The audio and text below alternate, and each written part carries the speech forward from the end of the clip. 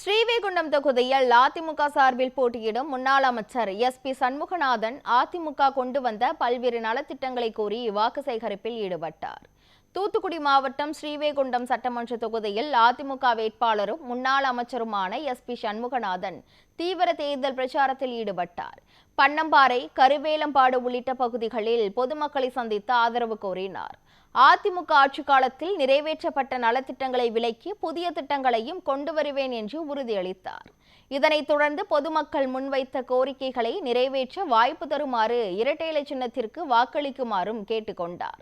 இந்த பிரச்சாரத்தில் கூட்டணி கட்சி நிர்வாகிகள், கட்சி தொண்டர்கள் மற்றும் பொதுமக்கள் திரளாக கலந்து கொண்டு ஆதரவு தெரிவித்தனர். கழக வெற்றி வேட்பாளர் அவர்களுக்கு உங்களுடைய பொன்னான வாக்குக்காரர் தொகுதியுடைய சொந்த வேட்பாளர் மறந்து விடார்கள் தாய்மாரே.